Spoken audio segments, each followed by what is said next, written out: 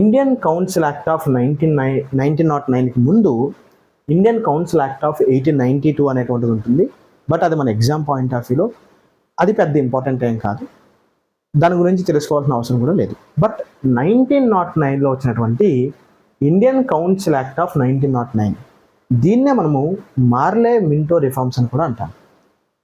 ఇందులో మింటో అనేటువంటి వ్యక్తి అప్పుడు 1909లో వైస్రాయ్గా, బ్రిటిష్ ఇండియాకి వైస్రాయ్గా పనిచేసేవాడు.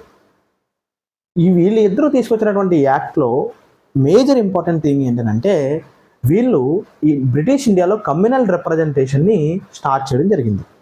ఈ కమ్యూనల్ రిప్రజెంటేషన్ ఏంటంటే ఎవరైతే భారతదేశంలో ఉన్నటువంటి ముస్లిమ్స్ ఎవరైతే ఉన్నారో ఎలక్షన్స్లో పాల్గొంటారో ఈ ముస్లిమ్స్కి కొన్ని ఎలక్టోరేట్స్ రిజర్వ్ చేయబడతాయి. అంటే ఫర్ ఎగ్జాంపుల్ మన ఆంధ్రప్రదేశ్లో 175 అసెంబ్లీ కాన్స్టిట్యున్సీస్ ఉన్నాయి. ఇప్పుడు ఎలా అయితే షెడ్యూల్డ్ క్యాస్ట్కి, షెడ్యూల్డ్ ట్రైబ్కి కొన్ని మనం నియోజకవర్గాలు రిజర్వ్ చేస్తామో అదేవిధంగా 1909లో వీళ్ళు తెచ్చున్నటువంటి యాక్ట్లో ముస్లిమ్స్కి ప్రత్యేకంగా కొన్ని ఎలక్టోరేట్ సిస్టమ్స్ని రిజర్వ్ చేస్తారు.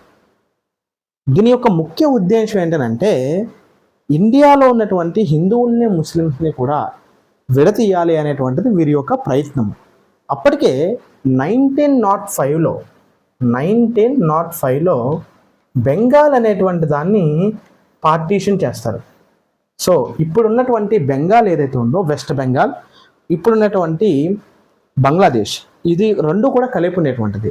బంగ్లాదేశ్ని ఇంతకుముందు ఈస్ట్ బెంగాల్గా, ఇప్పుడున్నటువంటి బెంగాల్ని వెస్ట్ బెంగాల్ అని పిలుచుకుంటాం. అయితే రెండూ కలిపి ఉండేటువంటిది బెంగాల్. ఆ పెద్ద రాష్ట్రాన్ని మన దేశంలో ఉన్నటువంటి హిందువుల్ని, ముస్లింల్ని విడగొట్టడానికి ఈస్ట్ బెంగాల్గా, వెస్ట్ బెంగాల్గా మార్చడం అనేటువంటిది జరిగింది. ఈస్ట్ బెంగాల్లో ముస్లిమ్స్ యొక్క పాపులేషన్ ఎక్కువ ఉంటుంది, వెస్ట్ బెంగాల్లో హిందూస్ యొక్క పాపులేషన్ ఎక్కువ ఉంటుంది.